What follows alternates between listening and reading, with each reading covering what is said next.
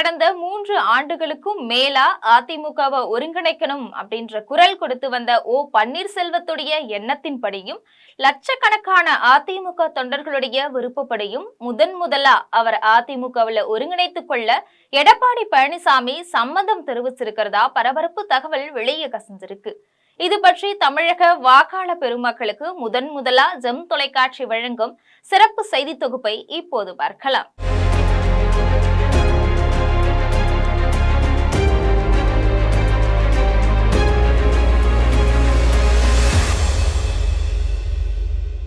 கடந்த 6 ஆண்டு காலமா அரசியலை விட்டு ஒதுங்கி இருந்த நாஞ்சில் சம்பத் தமிழக வெற்றி கழகத்துல இணைய போகிறார் அப்படிங்கிற செய்திய தமிழக மக்களுக்கு முதலா நம்முடைய ஜெம் தொலைக்காட்சியில் சிறப்பு செய்தியா வெளியிட்டது உங்களுக்கு நினைவிருக்கலாம். கடந்த மாதம் 14ஆம் தேதி ஜெம் தொலைக்காட்சியில இந்த செய்திய ஜெம் தொலைக்காட்சி ஆணித்தரமா வெளியிட்டது. கிட்டத்தட்ட 20 நாட்களுக்கு பிறகு அந்த செய்தி உண்மையாக இருக்கு. இப்போ விஜய் முன்னிலையில நாஞ்சில் சம்பத் தமிழக வெற்றி கழகத்துல இணைஞ்சிட்டாரு. விரைவில் அவருக்கு கொள்கை பரப்பு செயலாளர் பதவி தரலாம் அப்படின்னு சொல்லப்படுது. முன்னதா நடிகர் விஜய் சொந்த செலவுல அவருக்கு இலவசமா ஒரு புத்தம் புதிய காரு வழங்கப்பட்டிருக்கிறது அப்படிங்கிறது முக்கிய தகவல். அந்த கார்ல தமிழ்நாடு முழுவதும் சுற்றுப்பயணம் செஞ்சு தனக்குன்னு தனி பாணி பேச்சாற்றலை கொண்ட நாஞ்சில் சம்பத் தமிழக வெற்றி கழகத்துக்காக அதிரடி பிரச்சாரங்களை மேற்கொள்ள இருக்கிறாரு. இந்த நிலையில அதிமுகவை ஒருங்கிணைக்கணும் அப்படின்னு நீண்ட கால கோஷத்திற்கு இதுவரைக்கும் மறுப்பு தெரிவித்து வந்த எடப்பாடி பழனிசாமி முதல் கட்டமா தனக்கே உரிய புன்னகை பாணியில பன்னீர்செல்வத்தை இணைத்துக் கொள்ள சம்மதம் தெரிவிச்சிருக்கிறாரு என்ற தகவலை ஜெம் தொலைக்காட்சி முதலா வெளியிடுது.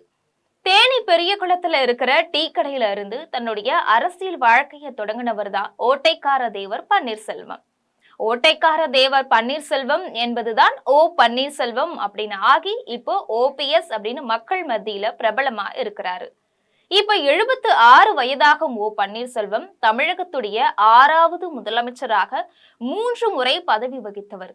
தமிழ்நாட்டுடைய 2வது துணை முதலமைச்சர் அப்படிங்கிற பொறுப்பையும் வகித்து வந்தவர். சட்டமன்ற எதிர்கட்சி தலைவர், எதிர்கட்சி துணைத் தலைவர்னு பல பதவிகளை வகித்தவர் பன்னீர்செல்வம். சசிகலாவுடைய ஆதரவாளரான பன்னீர்செல்வம் முன்னாள் முதலமைச்சர் ஜெயலலிதாவுடைய நம்பிக்கைக்கு பாத்திரமாக விளங்கியவர். இளங்கலையில BA பட்டம் பெற்ற பன்னீர்செல்வம் கடந்த 1996ஆம் ஆண்டு நடந்த தமிழ்நாடு உள்ளாட்சி மன்ற தேர்தல்ல அவருடைய சொந்த ஊரான பெரியகுளம் நகர்மன்ற தலைவரா தேர்வு செய்யப்பட்டாரு. அதன் பிறகு முன்னாள் முதலமைச்சர் ஜெயலலிதாவுடைய நம்பிக்கைக்கு பாத்திரமாக திகழ்ந்து அவரு டான்சி வழக்குல கைதான போது சசிகலாவின் சிபாரிசின்படி கடந்த 2001ஆம் ஆண்டு தமிழ்நாடு முதலமைச்சராக பதவியேற்றார். 2வது முறையா 2014ஆம் ஆண்டு அப்போதைய முதல்வர் ஜெயலலிதா சொத்து குவிப்பு வழக்குல பெங்களூர் சிறைக்கு அனுப்பப்பட்ட போது மறுபடியும் தமிழக முதலமைச்சரானார். அதன் பிறகு கடந்த 2016ஆம் ஆண்டு முன்னாள் முதலமைச்சர் ஜெயலலிதா மறைவை ஒட்டி மறுபடியும் பன்னீர்செல்வம் 3வது முறையா தமிழக முதல்வர் ஆனார். அதன் பிறகு தன்னுடைய முதல்வர் பதவியை ராஜினாமா செஞ்சார். அப்போ கட்டாயத்தின் பேர்ல இந்த ராஜினாமா கடிதத்தை கொடுக்கிறேன் அப்படின்னு அறிவிச்சாரு. அதன் பிறகு பன்னீர்செல்வம் சசிகலா அப்படின்னு அதிமுகவுல பிளவு ஏற்பட்டுச்சு. இதுல 7 சட்டமன்ற உறுப்பினர்கள், ஒரு அமைச்சர், 2 மாநிலங்களவை உறுப்பினர்னு மொத்தம் 10 பேரோட சேர்ந்து பன்னீர்செல்வம் தனி அணியா செயல்பட்டாரு. அதன் பிறகு 2017ஆம் ஆண்டு எடப்பாடி பழனிசாமியுடன் OPS அணி இணைஞ்சது. அப்போ ஏற்பட்ட ஒப்பந்தத்தின்படி பன்னீர்செல்வம் துணை முதல்வரா பொறுப்பேற்றார். கடந்த 2021ஆம் ஆண்டு வரைக்கும் அந்த பதவியை பன்னீர்செல்வம் நிர்வகிச்சுட்டு வந்தார். இதை தொடர்ந்து எடப்பாடி பழனிசாமிக்கும் பன்னீர்செல்வத்திற்கும் ஏற்பட்ட கருத்து மோதல்களால கடந்த 2022ஆம் ஆண்டு அதிமுக பொதுக்குழு கூடி பன்னீர்செல்வத்தை கட்சியின் அடிமட்ட பதவி வரைக்கும் விலகும்படி தீர்மானம் நிறைவேற்றப்பட்டது. அதன் பிறகு மறுபடியும் அதிமுகவில் சேர்த்துக் கொள்ளப்பட்ட பன்னீர்செல்வம் அதன் பிறகு மறுபடியும் அதிமுகவில் இருந்து விலக்கி வைக்கப்படுவதாய் எடப்பாடி பழனிசாமி அறிவிச்சாரு. இதுக்கு இடையில சசிகலா, டிடிவி தினகரன், பன்னீர்செல்வம்னு அதிமுக துண்டு துண்டா செதறி போச்சு. ஒரு பக்கம் டிடிவி தினகரன் அம்மா மக்கள் முன்னேற்ற கழகத்தை தொடங்கினாரு.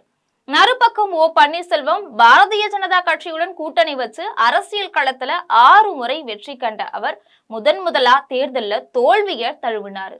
ஜெயலலிதாவின் நெருங்கிய தோழியான சசிகலா இன்னைக்கு வரைக்கும் அரசியல்ல அதிமுக நிச்சயமாக ஒருங்கிணைப்பு ஏற்படும் அப்படின்னு பேசிட்டு வர்றார். இந்த சூழ்நிலையில அதிமுக பல தோல்விகளை சந்திக்க தொடங்குச்சு. மறுபடியும் அதிமுகவை ஒருங்கிணைக்கணும் என்ற குரல்களும் எதிரொலிக்க ஆரம்பிச்சது.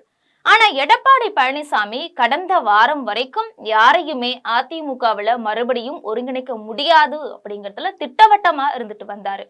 அதிமுகவின் முன்னாள் முக்கிய அமைச்சராக செயல்பட்ட செங்கோட்டையன் போர்க்குரல் எழுப்பிய போதும் கூட கட்சியிலிருந்து செங்கோட்டையன் நீக்கப்பட்டாரே தவிர ஒருங்கிணைப்புக்கு வாய்ப்பே இல்லை அப்படின்னு மறுத்துட்டு வந்தாரு எடப்பாடி பழனிசாமி.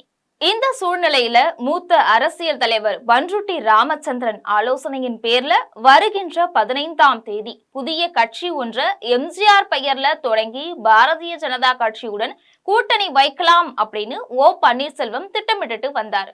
இப்படிப்பட்ட சூழ்நிலையில தான் ஓ பன்னீர்செல்வம் திடீர்னு டெல்லிக்கு போய் அமித்ஷாவை அவருடைய வீட்டுல சந்திச்சு பேசினாரு. இந்த சந்திப்புக்கு முன்னதா டெல்லி மேலிடத்திலிருந்து ஓ பன்னீர்செல்வத்துக்கு திடீர்னு அழைப்பு வந்தது.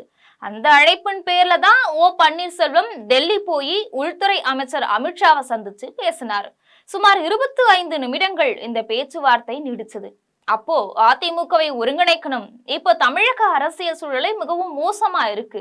ஆனா அதிமுகவை ஒருங்கிணைச்சிட்டா பாஜக கூட்டணி மிகப்பெரிய அளவுல வெற்றி பெறும் வாய்ப்பு இருக்கு அப்படின்னு ஓ பன்னீர்செல்வம் தன்னுடைய கருத்தை தெரிவிச்சதா சொல்லப்படுது. ஆனா அதுக்கு முன்னாடியே உள்துறை அமைச்சர் அமித்ஷா எடப்பாடி பழனிசாமியை தொடர்பு கொண்டு ஓ பன்னீர்செல்வத்தை கட்சியில இணைத்துக் கொள்வதற்கு ஏற்பாடு செய்யுங்க அப்படின்னு பேசி இருக்கிறாரு. இதுக்கு எடப்பாடி பழனிசாமியும் சில கோரிக்கைகளை வெளிப்படுத்தி அதன்படி ஓ பன்னீர்செல்வம் நடந்து கொண்டா அவர் அதிமுகவில் இணைத்துக் கொள்ளலாம் அப்படின்னு பேசினதா தெரியுது. முதல்ல ஓ பன்னீர்செல்வம் கட்சியை விட்டு நீக்கப்பட்ட டிடிவி தினகரன், சசிகலா, செங்கோட்டையன் ஆகியோருடன் தொடர்பு வைக்க கூடாது அப்படின்னு எடப்பாடி பழனிசாமி கண்டிஷன் தெரிவிச்சிருக்கிறாரு. இதுல மிகப்பெரிய திருப்புமுனை என்னன்னா, டிடிவி தினகரன், சசிகலா, செங்கோட்டையன் இவங்க கூட வாரத்துக்கு 2 முறை ஓ பன்னீர்செல்வம் தொடர்புல இருந்தாரு. இப்போ எடப்பாடி பழனிசாமியின் கோரிக்கைக்கு சம்மதம் தெரிவிப்பதா சொல்லி இருக்கிறாரு. இந்த நிலையில கடந்த 1 வாரமா தன்னுடன் பேசவில்லை அப்படின்னு ஓ பன்னீர்செல்வம் மேல செங்கோட்டையன் கோபத்துல இருக்கிறாரு அப்படிங்கிறது ரகசிய செய்தி. இதுக்கிடையில வருகின்ற 10ஆம் தேதி அதிமுக பொதுக்குழு கூட்டம் நடைபெற இருக்கிறதால அவசரமா இந்த பேச்சுவார்த்தை நடைபெற்று முடிந்திருக்கிறது அப்படின்னு சொல்றாங்க. ஓ பன்னீர்செல்வத்தை பொறுத்த வரைக்கும் 15ஆம் தேதி புதிய அமைப்பு தொடங்கினா அது கூட்டணிக்கு ஒத்து வராது. அதே சமயம் அதிமுகவுடன் அவரை ஒருங்கிணைச்சா தொண்டர்கள் மத்தியில புதிய எழுச்சி ஏற்படும் அப்படிங்கிற ஆலோசனை அடிப்படையில் ஓ பன்னீர்செல்வம் மிக விரைவிலேயே அதிமுகவில் இணைத்துக் கொள்வதற்கான சூழ்நிலைகள் இப்போ ஏற்பட்டு இருக்கு. முன்னாடி டெல்லியில ஓ பன்னீர்செல்வத்துடன் அமித்ஷா நடத்திய பேச்சுவார்த்தையின் போது இன்னும் 2 வாரத்துல நான் சென்னைக்கு வரேன், அப்போ இத பத்தி பேசலாம் அப்படின்னு சொல்லி இருக்கிறாரு. இந்த நிலையில அடுத்த வாரம் சென்னை வரும் அமித்ஷா இங்க இருக்கிற அதிமுக தலைவர்களையும் பாஜக தலைவர்களையும் சந்தித்து பேச இருக்கிறார். அப்போ பிரேமலதா விஜயகாந்த், அன்புமணி, ஜான் பாண்டியன், ஏசி சண்முகம் ஆகியோரையும் அவர் சந்தித்து பேச போறதா தெரிய வந்திருக்கு. அதாவது வருகின்ற 2026ஆம் ஆண்டு சட்டமன்ற தேர்தலை எதிர்கொள்ளும் வகையில உள்துறை அமைச்சர் அமித்ஷா அடுத்த வாரம் இறுதி முடிவு அறிவிப்பார் அப்படின்னு தெரியுது. முன்னதா ஓ பன்னீர்செல்வத்தை சந்தித்து பேசிய அமித்ஷா இதை தொடர்ந்து அண்ணாமலையும் அழைத்து பேசினார்.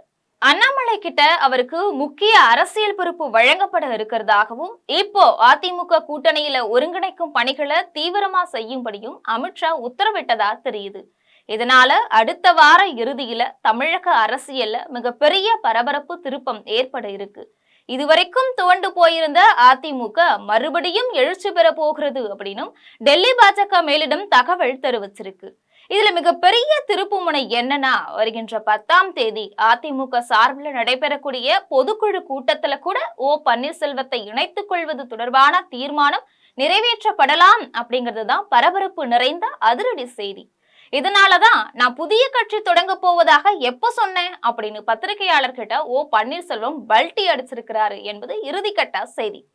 இது போன்ற பரபரப்பான அரசியல் பின்னணி தகவல்களை தெரிந்து கொள்ள ஜெம் தொலைக்காட்சியுடன் எப்பொழுதும் தொடர்பில் இருங்கள். நன்றி, வணக்கம்.